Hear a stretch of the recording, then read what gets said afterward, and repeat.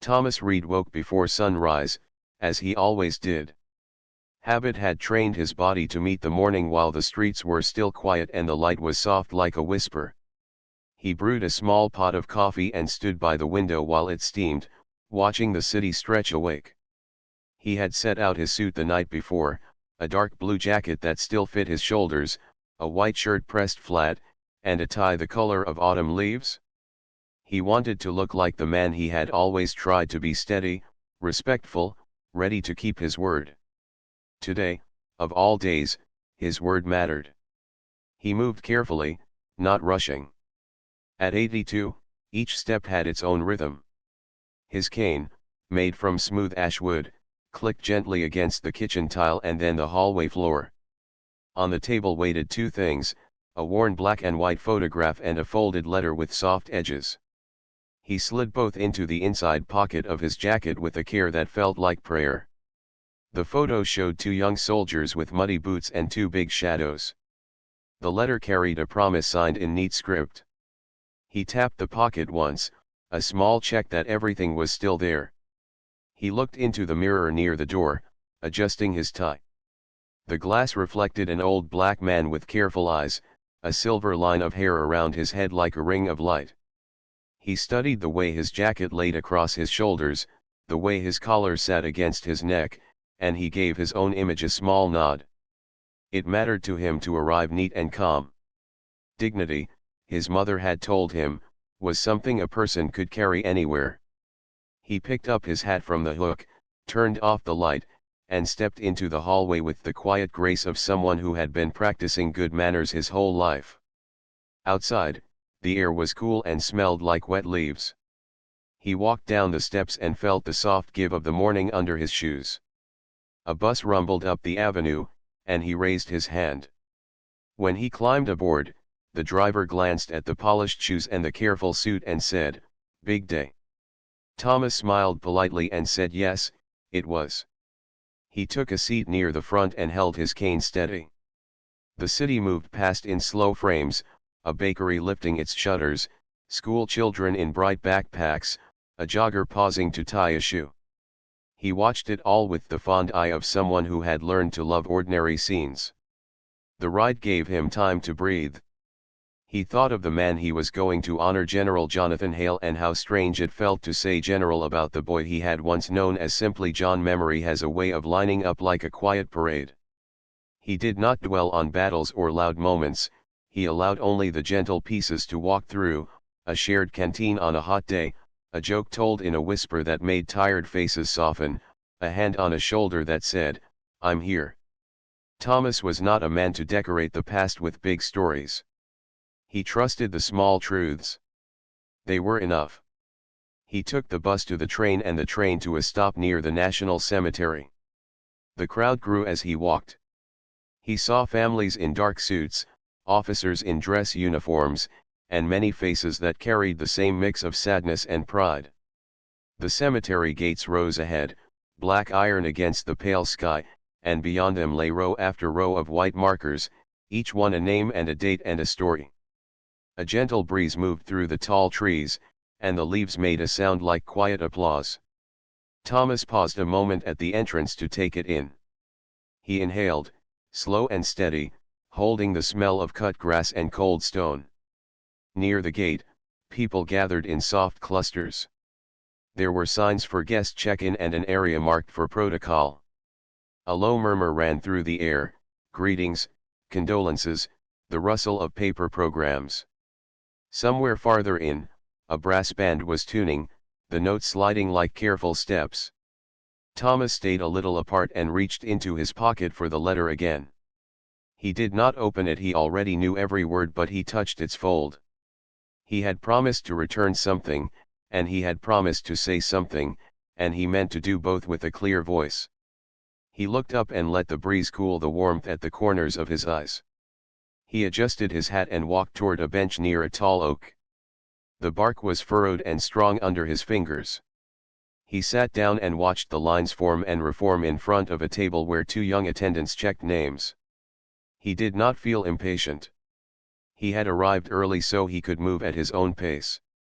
A little boy in a small suit tugged at his father's sleeve and pointed at the gleam of metals on a passing jacket. The father leaned down and whispered something that made the boy stand taller. Thomas smiled at that. He had once shown his own nephew how to stand still during a moment of silence. From the bench, he could see the ceremonial space set up down the lane. There was a canopy for the family, rows of folding chairs for guests, and a long blue carpet that lay like a ribbon across the grass. At the front stood an easel with a large portrait of General Hale in his later years, white hair, calm eyes, a straight mouth that suggested he did not waste words. Thomas studied the portrait and felt the strangeness again. The young face he remembered lived behind that older face like a lantern behind glass, still shining, still steady. Time makes layers, he thought, and some layers never fade. A volunteer in a navy jacket came by, passing out small bottles of water. "Sir, would you like one?" she asked. He thanked her and took it, holding it like a token of the day's kindness. She noticed the folded corner of the old photograph peeking from his pocket and, with a bright gentleness, said, "That must be special." Thomas nodded. "It is," he replied. "It is a bridge." She did not press him with questions. She only smiled and said, "If you need anything, I'm just over there," and pointed to the table where a stack of programs sat ready for the taking. He liked the way the morning was moving, quiet, orderly, respectful. A long black car slipped through the gate and rolled down the lane. The band tested a slow scale that seemed to settle the crowd. Thomas stood and tried the feel of his legs, rolled the weight from heel to toe, then sat again and rested his hands on the cane's curved handle. He thought of how a person prepares to say goodbye. The world thinks of big speeches, but he believed in simple words. "Thank you. I remember. I kept my promise." In his mind, he said those words once, like a rehearsal, not to impress, but to keep them from scattering in the wind. He also thought of how he had known the service would be formal, with protocol and order and rules that kept things moving. He respected rules. Rules, in his life, had held people together and given everyone a way to move as one body. But he also believed that rules should make room for humanity. He did not worry about it, not now. He simply trusted that if he kept steady and patient, the day would open the right doors. He placed the bottle of water on the bench beside him, set his hat on his knee, and pressed his palm flat over the letter one more time. As the sun climbed a little higher, the light grew warmer, turning the white markers into lines of soft fire. A small flock of birds rose from a tree and then settled again, as if even they understood that this was a place where quiet mattered.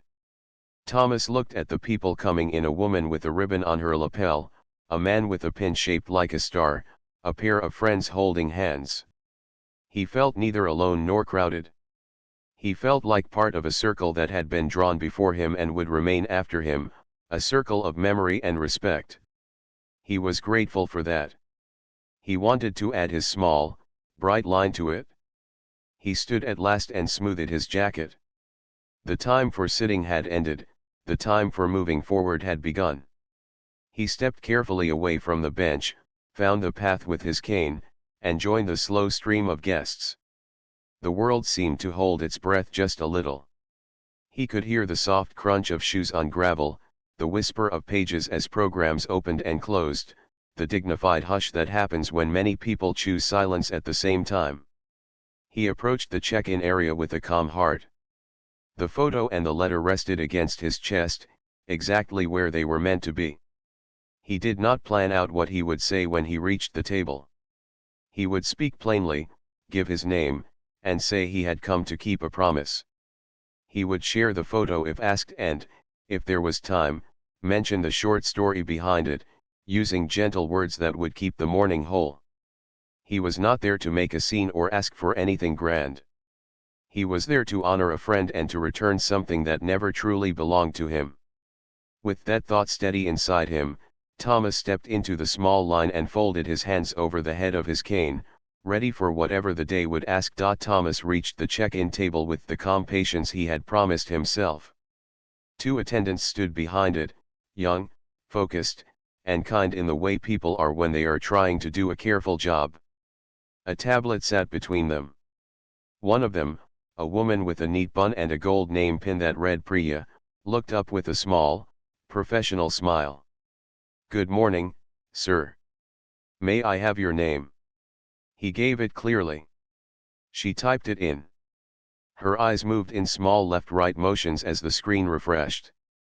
Then she glanced at her partner, a young man with a buzz cut and a tag that read Jordan.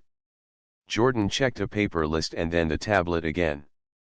The two shared a quiet look that Thomas knew well, the look of "I don't see it here." "Could you spell your last name again, please?" Priya asked. He did. She tried a different screen. Thomas waited without leaning forward, without pushing.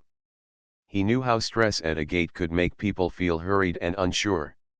He watched the birds on the fence and listened to the soft hum of voices behind him. People shifted in the line. Suits swished.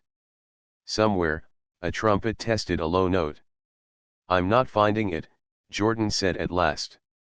His tone was soft, apologetic, careful. "Do you have a printed invitation or a QR code, sir?" Thomas reached inside his jacket and took out a thin envelope. "I RSVP'd by mail when I received this," he said. "I don't carry a smartphone." He opened the envelope and showed the letter he had received weeks ago. The paper had a faint watermark. The words were neat, official.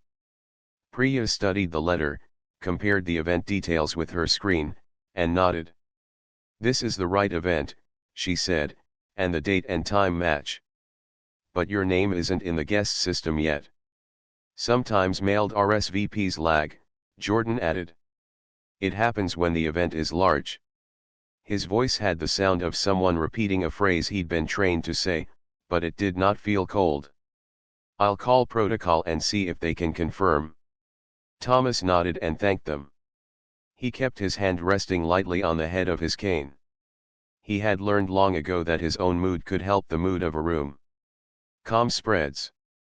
Peace, if you carry it, can be a kind of quiet light. He watched as Jordan dialed a number on a desk phone and waited. The line rang and rang. A woman with a clipboard stepped in, whispered something to Priya about the timing of the family's arrival, and moved on. "I'm still on hold," Jordan said, pressing the receiver to his shoulder. "Do you, by any chance, have a guest number or a point of contact listed on the invitation?" Thomas turned the letter over, checked the small print, and shook his head. There was only a general office number. Behind Thomas, the line lengthened. The hum grew a shade heavier. He did not like being the reason other people had to wait. He turned slightly and gave a small nod to the next person as if to apologize. The person, a tall man with a polished cap, smiled back and said, "Take your time, sir." The kindness settled over Thomas like a warm shawl.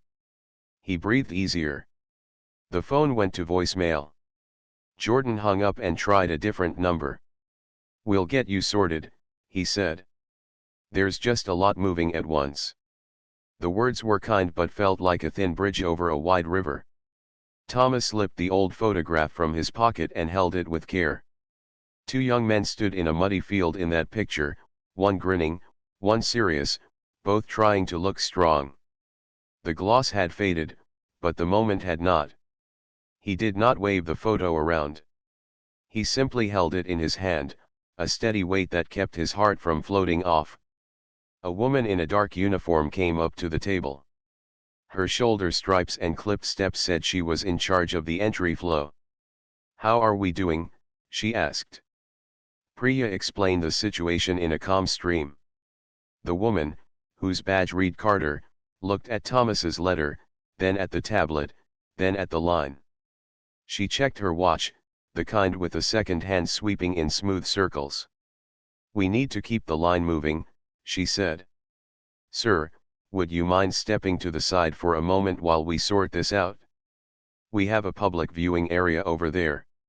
She pointed to a roped section near the fence, outside the main aisle. Thomas felt the words rest on his shoulders. They were not mean words. They were practical words, the kind that make a large event run instead of tangle. Still, they carried a quiet sting. He had traveled early, dressed with care, carried a promise in his pocket. Now he was being asked to stand aside. He looked at the roped area. It was not far. It had a good view of the avenue where the procession would come through, but it was not the same as taking a seat among the invited guests. He understood the reason. He nodded. "Of course," he said. "I can wait there." He did not want the attendants to feel bad. He wanted them to feel that they had done their best. He touched the envelope to the brim of his hat like a tiny salute, and turned to go to the roped area. As he moved, a young volunteer, the same woman who had given out water earlier, caught his eye. She stepped closer. "Sir, I think I can find someone from the protocol team. Do you want me to try?" Her voice was hopeful, not pushy. Thomas smiled gently. "If it's no trouble," he said. "Thank you." The volunteer, whose name tag read Lena, jogged toward a cluster of staff near a cart with stacked chairs. Thomas continued to the public area and took a place near the front of the rope. The grass was cool under his shoes. The white stones stood like careful sentences, each a short story, each a life. He rested his cane against his leg and took a sip of water. It had warmed in the sun but still felt good. Time passed in the way it does when a program nears its start, slow and full, yet slipping. Cars rolled through the gate, silent and polished. Family members arrived with soft faces and held hands. A group of officers in dress uniforms lined up and marched toward the canopy, their steps even, their faces calm. The band moved from warm UPS to quiet phrases that sounded like morning prayers. Thomas watched it all with gratitude. He admired order done well, people moving together, a plan carried with care. Lena returned, a little out of breath but bright-eyed. "I found someone in protocol who knows the family," she said. "He's finishing an escort, then he'll come." She looked at his envelope, then at the photo in his hand. "Would you like me to bring them a copy of your name?" Thomas nodded and wrote his full name and address on a small card she offered. His handwriting was steady, each letter patient and clear. She hurried off again, ponytail bouncing. A gust of wind moved through the trees. It lifted the edges of the programs people held and played lightly with the ribbon on the portrait easel. Thomas placed his hand over the photo to keep it from fluttering away. He felt the edges press into his palm. He remembered the promise he had made, long ago, in a quiet field after a hard day, "If I live, I will carry this back to you." He had carried it, year after year, through jobs, moves, seasons of joy, seasons of quiet. Today, at last, he had brought it to the right place. A murmur ran through the crowd as a dark car with small flags approached. The family had arrived. Staff moved with a sudden, smooth energy. The honor guard stood straighter. A chaplain checked his book.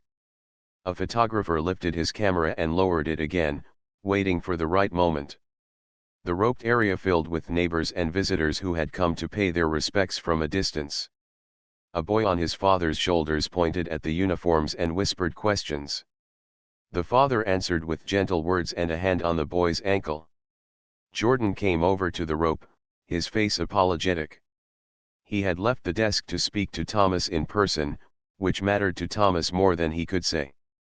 "Sir, I'm still trying to reach protocol," Jordan said. "The ceremony is about to begin. Security is asking us to limit movement in the main aisle." He hesitated, then added, "I'm sorry. I know this is important to you." Thomas looked at him with calm eyes. "You have been kind," he said. "I appreciate your effort." He meant it. Kindness matters even when outcomes do not move.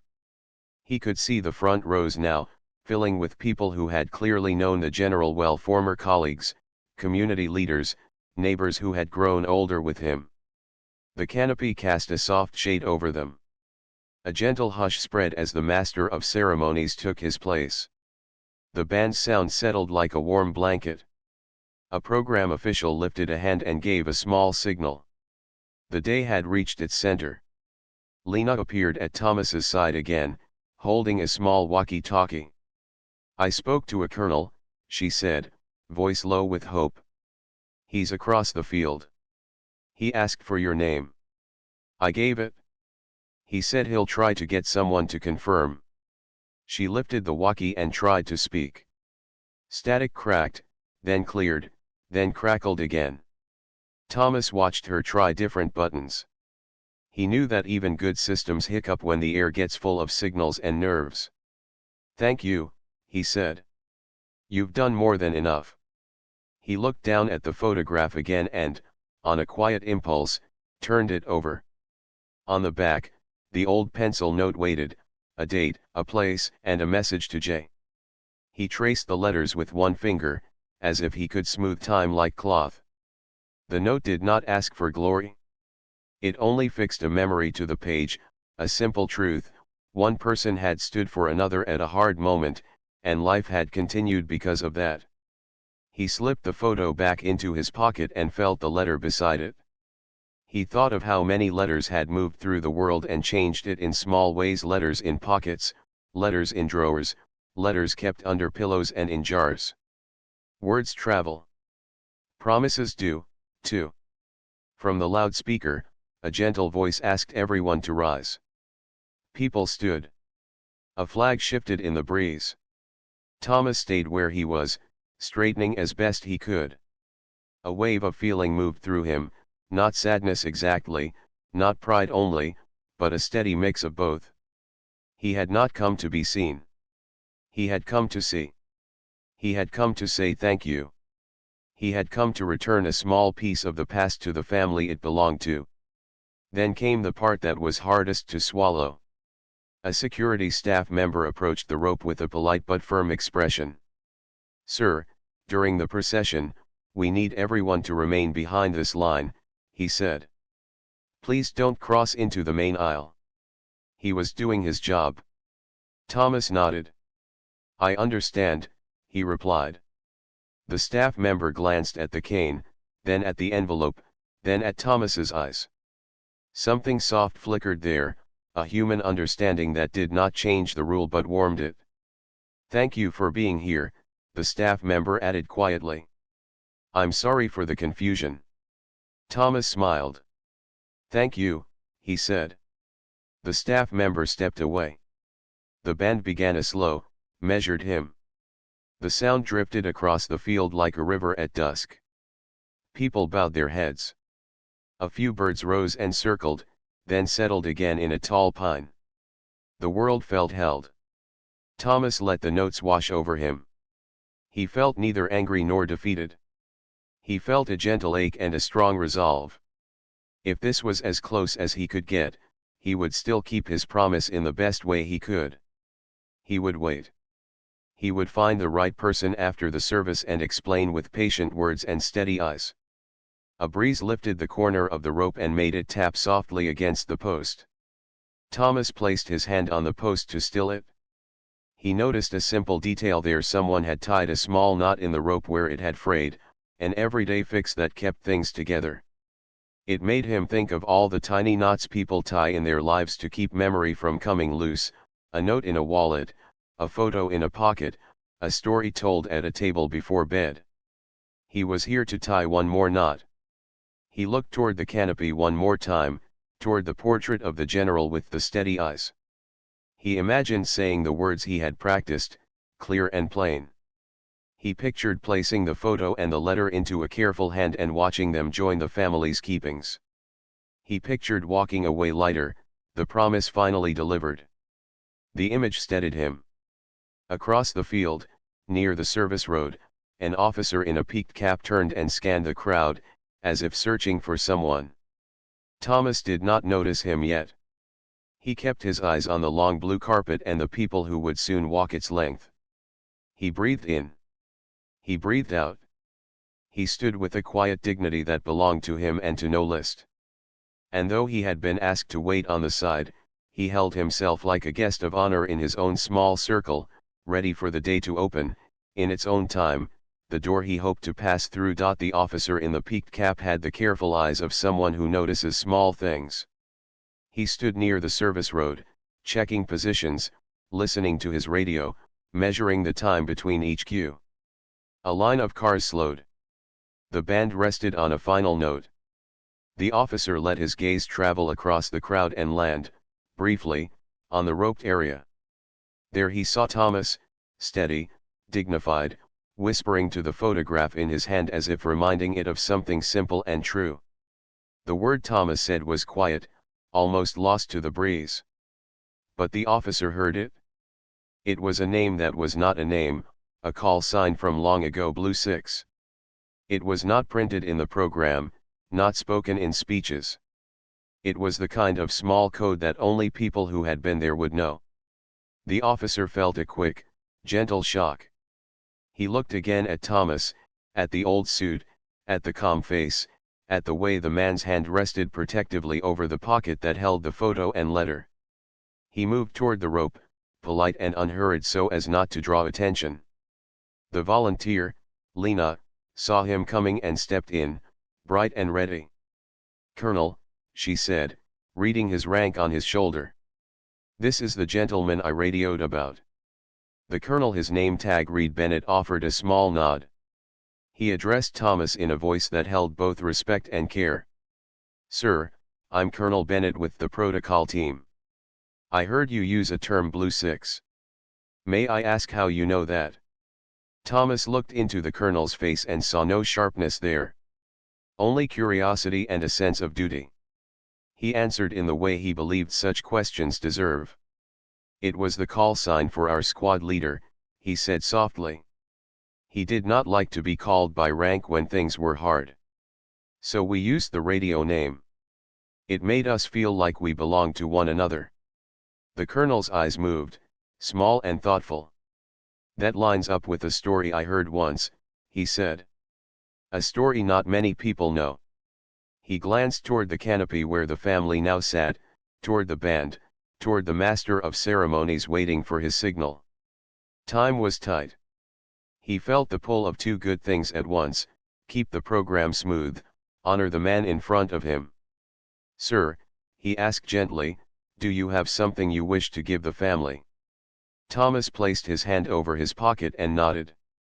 "Only what I promised a long time ago," he said. "A photograph. A few words on paper." He did not say more. He did not need to. The colonel sensed the weight of it, and the light of it too. "Would you allow me to look at the photo, just for a moment?" the colonel asked. "I may be able to help." Thomas studied him for the breadth of a second. Then he withdrew the photograph with great care and turned it over, as if he were letting the day hold a small flame. The colonel did not touch it at first. He read the back. The pencil letters were neat and spare: a date, a place, and a line that had been written for one person's eyes: for J, from the man who pulled you from the river, 71. Colonel Bennett felt the present tilt, just slightly, like a tray held too long with one hand.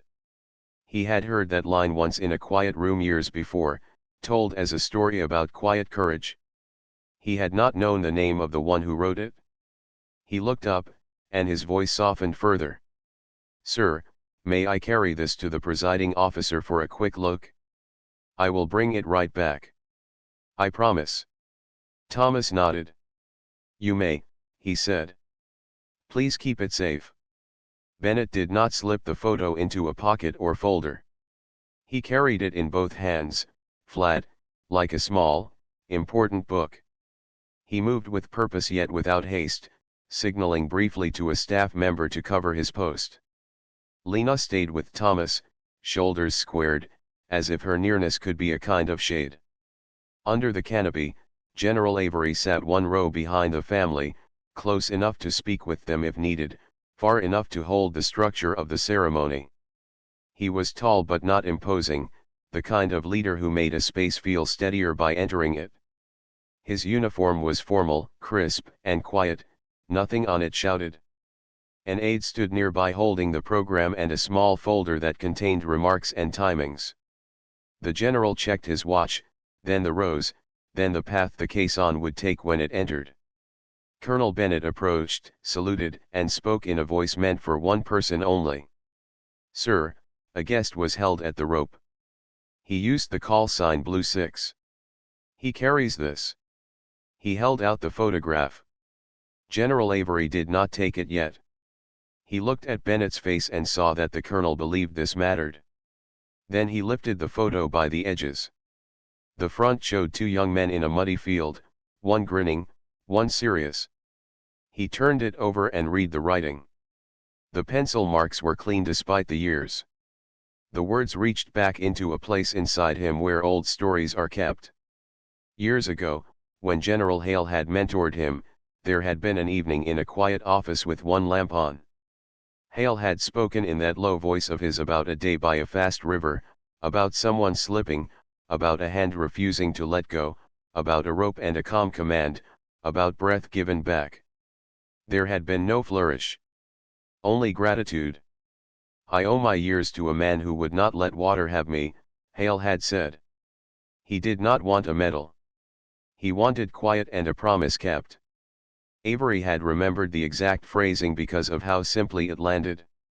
The exact phrasing now lay in his hand. He felt the shape of a decision forming, the way a stone forms under a slow river, first a thought, then a weight, then a certainty that does not go away. He glanced at the family, at the widow's steady face, at the adult children with their folded programs. He looked at the honor guard, at the chaplain who stood composed, at the band ready to lift the day with sound. He thought of protocol, of schedules, of how many careful hours people had given to make the service move with dignity. He respected all of that. He always had. He also thought of something else, the core of the day. A funeral is for honoring a life. The best way to honor a life is to honor its truths. If the man at the rope had kept the promise that made these extra years possible, then the program could bend a little to let that truth in. He did not need to ask anyone's permission to do what was right, but he would bring others with him, so the doing would be gentle and not sharp. "Where is he?" Avery asked quietly. Bennett nodded toward the roped area. "There," he said. "Volunteer named Lena is with him." Avery handed the photo back for the moment, then changed his mind and kept it. "I'll return it myself," he said. He looked to his aide. "Hold the cue to begin for 2 minutes. I will take responsibility." The aide's eyebrows rose a fraction, then settled. "Yes, sir." The general stood but did not rush. He straightened his jacket with one small tug, not for show but from long habit. He slid his hand into a pocket and felt the round edge of a challenge coin he kept for moments when words needed a companion. It was not the kind of coin tossed or flashed. It was small, simple, engraved with a line that mattered to him: respect first. He did not plan to give it away often. Today might be one of those days. As he stepped off the blue carpet, a staff member from Public Affairs moved toward him, quietly alarmed. "Sir, cameras are set," she whispered. "We're ready to start." Avery nodded. "We will start," he said, his tone kind and firm, "after we correct something that needs correcting." The staff member understood enough to step back and let the river flow where it would. Back at the rope, Thomas watched the movement near the canopy without naming it. He had seen many kinds of days.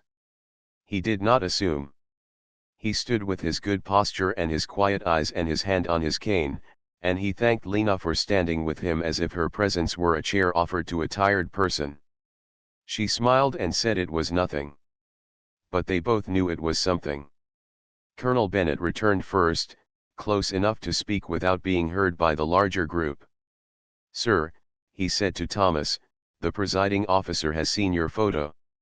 He recognizes its meaning." Thomas's lips parted, then closed on a breath he did not waste. He only said, "Thank you for carrying it." "May I ask," Bennett said gently, "about the line on the back?" Thomas's gaze drifted to the trees, then returned to the colonel's face. "We were crossing after a long day," he said, voice even. "The water was faster than it looked. People were tired. One person slipped. I was close. I reached. Sometimes that is all a person can do, reach and refuse to let go." Bennett nodded, the simple description settling into him like a steady rain. "And the letter?" he asked. Thomas touched his pocket and smiled in a way that was both humble and proud. "It is only the words a person writes when he is grateful to be alive," he said. "He wrote that he would pay forward the extra years. I wrote that I would return his photo to him or, if time moved faster than I could, to his family. That is all." A hush moved through the nearer rows in a way that happens when people sense a change without knowing its shape. Heads turned like flowers following light. Thomas kept his eyes on the path, not expecting anything but ready to meet whatever came with grace. He did not have to wait long. General Avery walked along the edge of the aisle, not cutting through anything, not inserting himself, only moving in a line that respected every person and every post. He reached the rope. He did not let anyone else speak first. He looked at Thomas the way people should look at one another at important moments, directly, kindly, with no rush. He lowered his voice, which had strength even when soft. "Mr. Thomas Reed?" he asked. "Yes, sir," Thomas said, straightening a little on his cane. "I'm General Avery," the general said. "I believe your hands kept a promise that gave this day to many of us." He held out the photograph, both hands, as one would return a trusted object to its keeper. "May I walk with you?" Thomas did not speak for a heartbeat. Then he answered with words that carried both his upbringing and his years. "Sir," he said, "I came only to give this to the family and to say thank you. I did not mean to trouble anyone." "You have not troubled anyone," Avery replied. "You have reminded us why we are here." He looked at Lena. "Thank you for staying with him," he added, "because he was not a man who forgot the helpers." Avery turned to Colonel Bennett. "Hold the lane a moment," he said. "Ask the Master of Ceremonies for 1 minute before we begin." Bennett signaled, efficient and calm. The Master of Ceremonies nodded, then stepped back from the microphone stand, his posture adjusting from about to speak to ready to wait. Thomas felt the air change the way a room changes when a door opens to a good guest. The rope was unhooked. People in the roped area did not whisper or point. They simply watched with the warm attention people give to a right thing. Thomas placed his hat more firmly on his head. He adjusted his jacket with one careful tug. He held the photograph, and inside the same pocket the folded letter waited like a small heartbeat. As they began to walk, the band, sensing the pause, did not play. They let the quiet be music. The honor guard stood as steady as statues. The family turned, not anxious, but curious. The widow's hand tightened just a little on the program. She saw the general and the old gentleman beside him and understood, without knowing details, that something kind was happening. They had not yet reached the carpet. That step would come next. But the turning point had already arrived. The day, which had threatened to shut a door, had chosen to open it. The leader in charge had decided that protocol was a tool, not a cage. The small word from long ago, Blue 6, had flashed like a signal through time and found its mark. Thomas did not feel large or small. He felt right-sized, like a man who had brought the correct piece to a puzzle and set it down where it belonged. He did not think of cameras or reports. He thought of a younger face under a wide sky, a hand he had gripped with all his strength, a voice that had said, after the rush had passed, "I owe you time." He thought of the years that had unfolded because of that, years full of ordinary dinners, birthdays, seasons, quiet mornings like the one he had lived today. He thought of how many people benefit when one person is spared, how kindness multiplies without noise.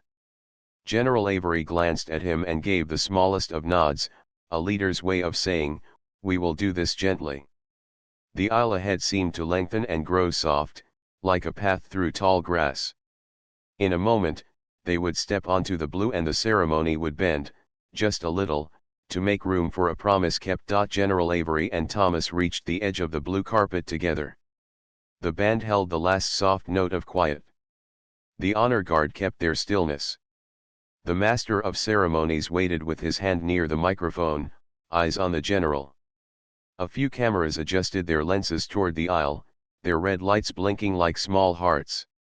It was the kind of moment when many people look to one person to decide what happens next. A staff member from protocol moved in quickly, polite but firm. "Sir," she whispered to the general, "we're inside the timing window. The family is seated. The caisson is staged. We risk a delay if we pause now." Her badge read Carter. She spoke with the care of someone protecting many moving parts. She did not sound harsh. She sounded responsible. General Avery listened fully, then nodded. "Thank you," he said. "We will add 1 minute. It will make the service better, not worse." His tone was gentle, but it carried. Carter breathed out, still worried but also relieved to be given a steady answer. She stepped back, already thinking of how to pass the message without rattling the line. They stepped onto the carpet. The blue felt underfoot had a quiet give to it, like a path that wants people to feel safe. Heads turned in the front rows. The widow watched with clear eyes, her fingers folded over the program. The adult children looked between their mother and the general, and then at Thomas, trying to understand. Their faces were open, not suspicious, not hard. They were ready to listen. Halfway down the aisle, Thomas felt his cane catch on the edge of a runner where two pieces met. It was a small snag, but at his age, a small snag can be a real risk. His foot hesitated. The general noticed at the same time Lena did. She had followed along the edge, quiet as a shadow. In one smooth motion, Avery offered his arm, Lena reached forward and steadied the cane tip. Thomas found his balance again. He gave each of them a quick, thankful glance. The small problem and the quick care softened the air, like a reminder that people are the point of the day. They reached the front. General Avery did not face the cameras or the crowd first. He faced the family. He leaned slightly toward the widow and spoke in a voice meant for her. "Ma'am," he said, "forgive a brief change to the program. There is a gentleman here who kept a promise your husband valued. I'd like to seat him with honor and, with your permission, allow him to place something in your hands." The widow's mouth trembled in a way that showed strength, not weakness. She looked at Thomas as if she already recognized something in him: the careful way he stood, the photo he held with two hands, the respect in his posture. She nodded once, slow and sure. "Please," she said. "Thank you for bringing him." The master of ceremonies, seeing the nod, stepped to the microphone. "Ladies and gentlemen," he said, calm and measured, "before we begin, the presiding officer will make a brief acknowledgement." He stepped back. The field was very quiet now. No one shifted in their chair. Even the breeze seemed to pause. Avery turned not to give a speech, but to make a bridge. "This service is for General Jonathan Hale," he said, voice low but clear enough to carry. "We will honor him as planned. Before we do, we will honor a promise that helped give us all these years with him." He did not name Thomas's act in detail. He did not retell any old danger. He kept the day gentle. Mr. Thomas Reed came early, waited with patience, and brought a photograph and a letter he has held for decades. "With the family's permission, I am asking him to be seated with honor and to place those items with them." He turned to Thomas. "Mr. Reed," he said softly, but everyone could hear, "will you join the front row?" He reached into his pocket and pressed the small challenge coin into Thomas's palm with a quiet motion that only a few nearby could see. The coin was warm from his hand. On it, the simple engraving, "Respect First." Thomas did not make a show of it. He tucked the coin into his other pocket as if it were a pebble from a meaningful shore. Colonel Bennett guided him to a chair set just beside the family. It was not a seat taken from anyone, it was a chair added with care. A staff member slipped it into place so smoothly it felt like it had always been there. A small test arrived right then, as tests often do, quiet and at the worst possible moment. A public affairs camera operator, seeing the general and the old gentleman up front, stepped into the center aisle, trying to catch a better angle. It pulled attention, broke the line of sight, and risked turning a tender moment into a show. Carter moved quickly, not with anger, but with a raised hand and a kind whisper that carried authority. "Please move back to your mark," she said. The operator nodded and retreated. The aisle cleared. The moment held its shape.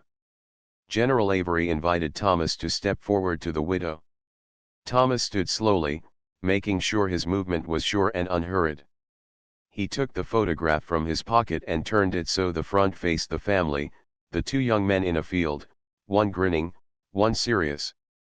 He spoke in a voice gentle enough to keep private details private and strong enough to reach the ears that needed to hear. "Ma'am," he said, "your husband and I were young once. On a hard day, we stood together. Afterward, he gave me this photo and wrote on the back. He promised to use his extra years well. I promised to bring this back to him or to you when the time was right. I believe the time is today." He handed the photo to her with both hands, the way one gives a precious thing. She received it with both hands, the way one receives a gift that belongs to the heart. He then took out the letter, the fold worn smooth over the years, the ink still clear. "And this," he said simply. Words he wrote when he was grateful to be alive. He offered it. One of the adult children, his daughter, with eyes like his in the portrait, accepted it with care. She blinked fast and held the letter like a small bird. The widow leaned toward Thomas. "Thank you," she said, the words full of all the years she and her husband had shared. "He spoke about you sometimes without names. He called you the reason he got to grow old." Her voice shook, then steadied. Thomas bowed his head. "He gave me instructions without giving orders," Thomas said softly. "He told me to keep my kindness quiet and my promises loud." The test of the moment was not over. Another staff concern arrived, this time from the service road. The caisson team signaled that the horses needed to move soon to keep the formation calm. Timing mattered. Colonel Bennett read the signal and looked at General Avery. Avery gave one small nod that said, "I see it." He turned to the master of ceremonies and lifted two fingers, 2 lines more, then begin. The master of ceremonies understood. He stepped forward and took his place, ready to start the formal program. But before that, Avery spoke one last sentence, aimed more at the staff than the crowd, yet kind enough for all. "Thank you to our team for keeping both schedule and soul," he said. It was a simple sentence, but it loosened shoulders. People do their best work when they feel seen. Thomas sat again, now in the front row. He felt the coin in his pocket and the empty space in the other pocket where the photo and letter had lived for so long. He felt lighter, but not empty. It was like setting down a small stone he had carried for miles and realizing his hands still remembered the shape. He folded his hands on the head of his cane and let his breath settle. The band began the hymn anew, and this time its sound lifted the field like a gentle tide. The caisson moved at a slow, respectful pace along the lane. The honor guard performed each motion with care, each fold of the flag a line in a poem. The chaplain read words chosen for their clear grace. The master of ceremonies kept the program moving, steady and warm. A brief breeze rose and threatened to lift the corner of the program in the widow's lap. Thomas, seated beside her now, held the edge with 2 fingers without drawing attention. She glanced at him, grateful. It was such a small act, but it felt like the day's meaning in miniature: hold the edge for someone, keep the important things from blowing away. Across the way, Priya and Jordan watched from the check-in table. They had worried that the man they had asked to wait would leave feeling unseen. Now they saw him in the front row, and their eyes shone with relief. Lena stood a little behind the last chairs, hands folded, her face bright with quiet joy. She had not done much, she thought, only made a few calls and stayed near. But staying near, she realized, can change the shape of a day. The cameras did their work, but they did not command the story. They caught faces at rest, hands folded, eyes closed. They recorded the flag's slow fold, the salute held with pride, the soft press of the widow's hand over the photograph now resting in her lap. If the story traveled later, it would travel for the right reason, not because a rule was broken, but because a rule made room for respect. Near the end of the service, the master of ceremonies offered space for a brief moment of quiet reflection. General Avery glanced at Thomas and gave him the smallest tilt of the head, a question that could be answered yes or no. Would you like to say one line? Thomas thought of many lines he could say. He chose the smallest and, he hoped, the truest. He stood with care and said only, "Thank you for the extra years." Then he sat. It was enough. The family nodded. The crowd, even those who did not know the story, felt the fullness of the simple words. The program concluded as planned, with precision and care. The flag was presented. The family stood and accepted the folded triangle with both hands. The band lifted one final hymn and let it fall into silence like a blessing. The chaplain closed his book. The air held still for a breath and then began to move again, people rising and shifting, life returning. As the guests began to leave, some of the small worries came back: the schedule for the graveside honors, the route for the family's car, the media questions coming gently from the side. But those worries felt lighter now because something heavier had been set down, the fear that kindness would be lost to procedure. It had not been. It had been protected, not just by one man, but by many. Carter approached Thomas as the aisle cleared. "Sir," she said, "I'm sorry we did not find your name on the list fast enough." Her words were careful, honest. "Thank you for your patience with us." Thomas smiled. "You kept a lot in motion," he said. "That is hard work. Thank you for doing it kindly." She nodded, surprised at how much that simple thanks eased the small knot she had been carrying under her ribs. Jordan and Priya came too, in a brief gap between tasks. "We learned something today," Jordan said. "When in doubt, look for the person who knows the old words." Priya added, "And keep a space for a promise." They laughed softly at their own sentences, not because they were funny, but because they were true. Colonel Bennett stood a little apart, watching the field settle. He had spent his career keeping plans on time. Today he had learned, or relearned, that time is big enough to hold a minute of grace. He looked at Lena and mouthed the words, "Good job." Lena shook her head, then nodded both at once, the way a person does when they feel humble and proud at the same time. General Avery returned to Thomas's side before the family rose. "Mr. Reed," he said, "thank you for letting us correct our course."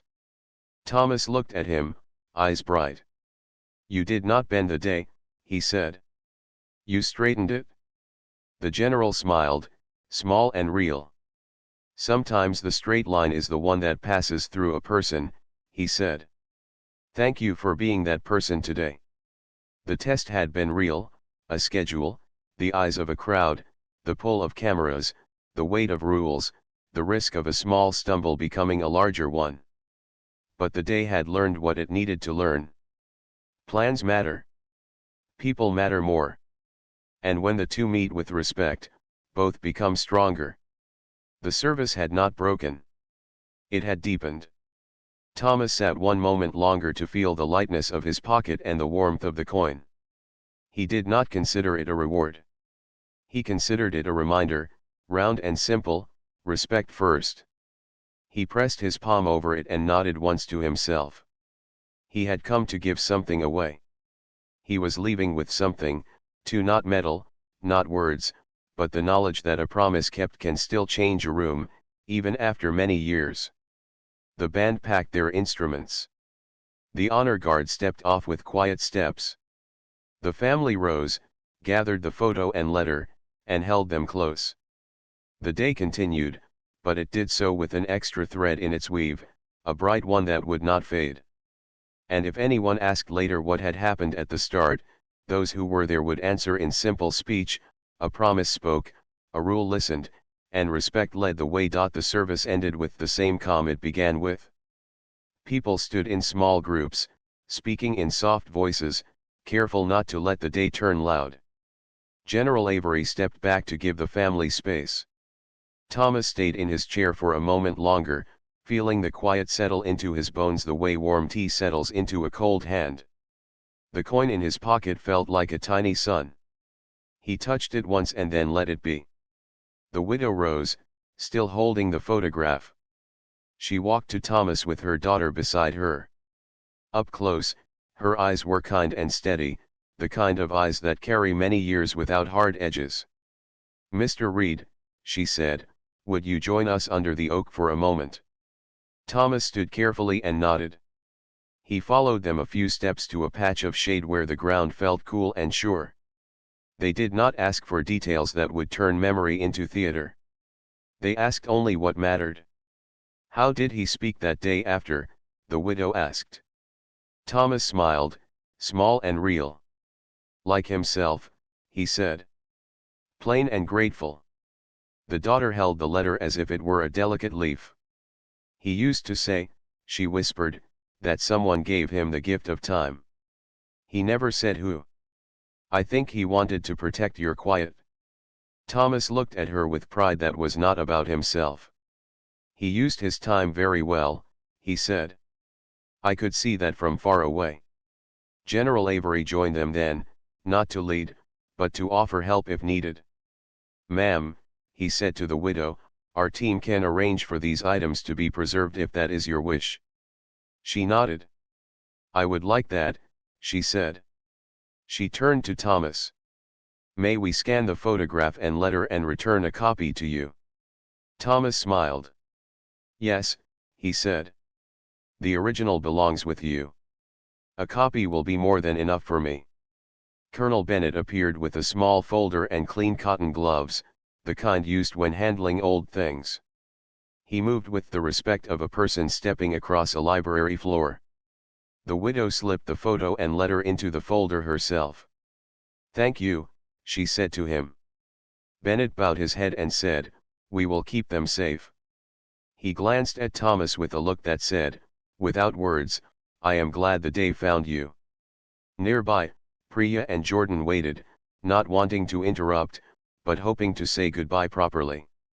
Carter stood with them, already shaping the next tasks in her mind and also letting herself feel the human part of the day.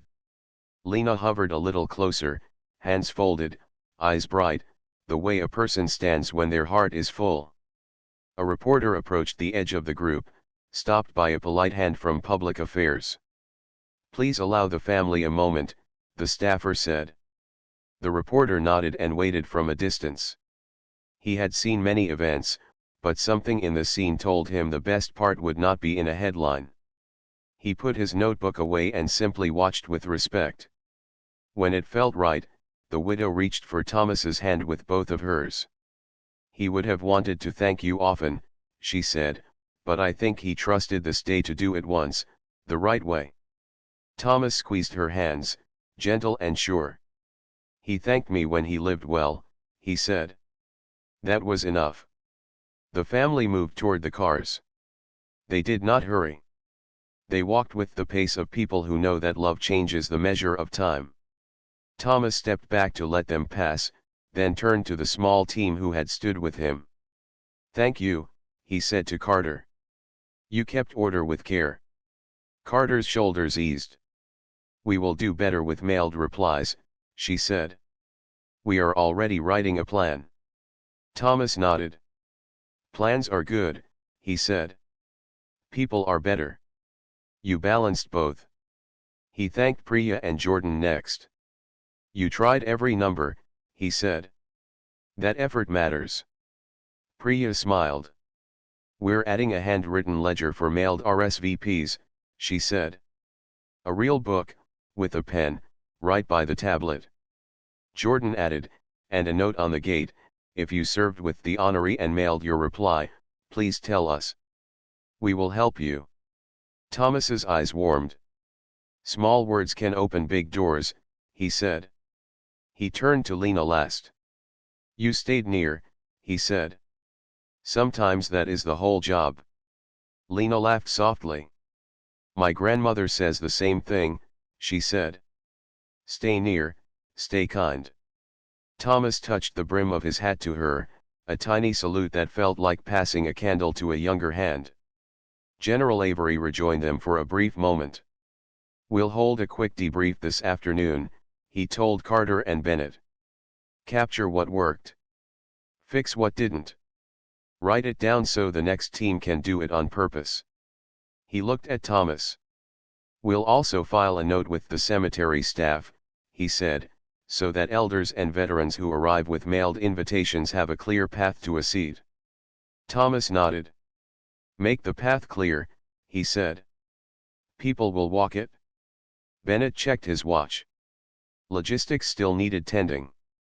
Yet he stayed 1 minute more, long enough to say to Thomas, "If you are ever in town when we run training, would you speak one sentence to the new team?" Thomas smiled. "I can spare one sentence," he said. "It will be the same one I said today." Bennett grinned. "That is the best kind," he said. The crowd thinned. The band cases closed. The flag settled.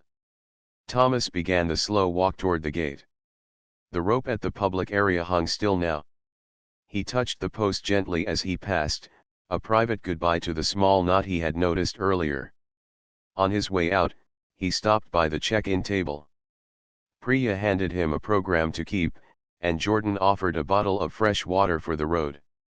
"For your trip home," Jordan said. "And for the stories you will tell."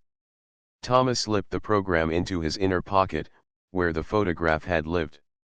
The new paper felt light and right there. The bus ride back to the station felt different from the morning ride. The city looked the same, but something in it seemed more open, like a window had been lifted in a room that had needed air. A child in a window seat waved at him. He waved back. A young man with a backpack stood to offer his seat. Thomas thanked him and stayed standing for a stop, then took the seat when the bus turned. It was a small exchange of care and it fit the day. At the station, he changed to the train and then to the bus home. On the last stretch, he got off one stop early and walked an extra block to pass a small flower stall.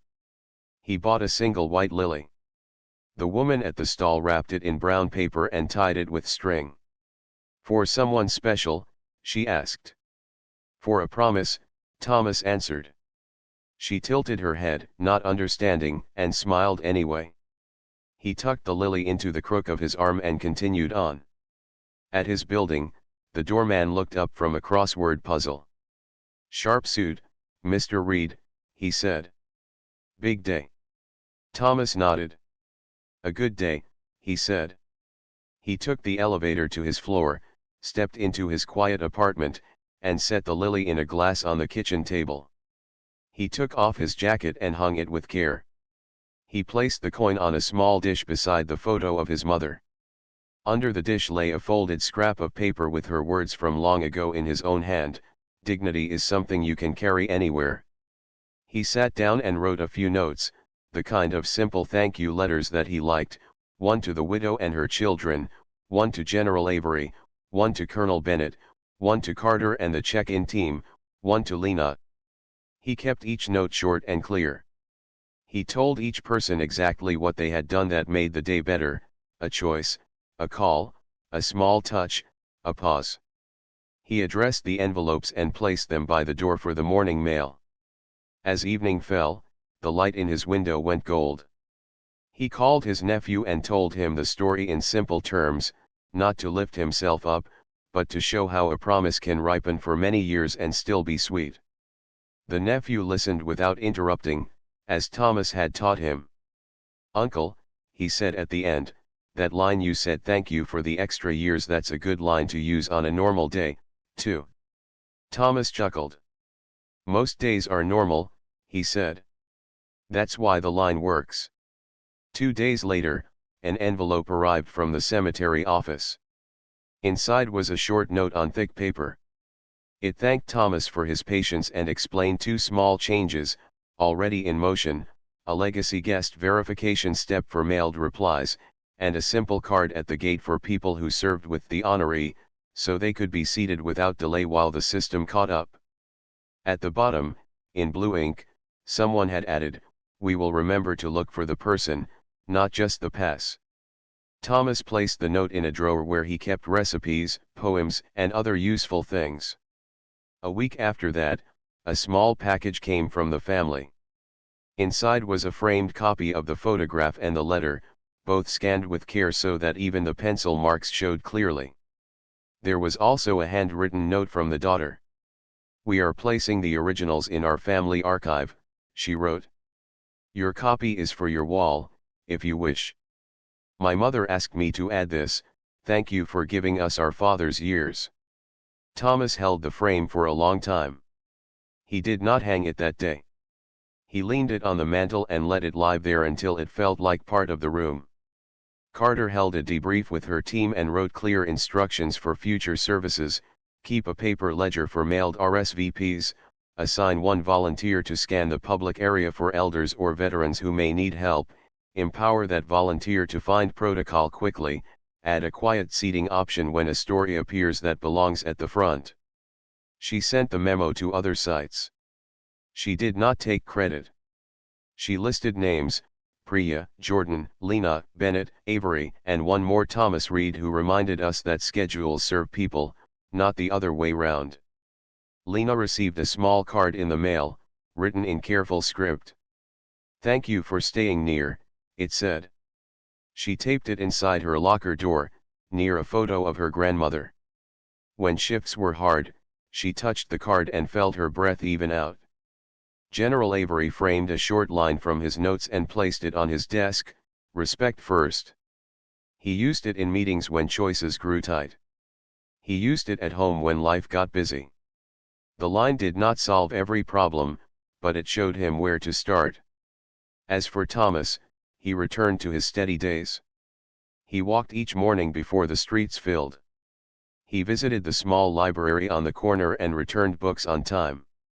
Sometimes, when a neighbor asked how he was, he answered, "I am living in the extra years," and the neighbor smiled without fully knowing why that was the best answer. On a Sunday, he carried the white lily to a small garden near his building and placed it by a stone. He did not speak aloud. He only stood a while and let the wind do the talking. News of the moment at the funeral traveled a little. It did not go loud.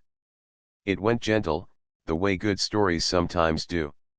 A short article appeared online with a simple headline about a promise kept.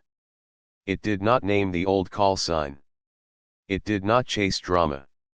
It told about a pause, a handshake, a seat made ready, a photograph returned. People who read it felt a small lift, and then they carried that lift into their own days in quiet ways no one would ever track. The lesson of the day did not sit on a plaque. It sat in people. It lived in the way Carter waved a camera back to its mark, in the way Jordan added a paper ledger beside a tablet, in the way Priya looked up from a list to greet a person first, in the way Lena stayed near when someone needed a second chance at the gate. It lived in the way a general walked to a rope and said, softly, "May I walk with you?"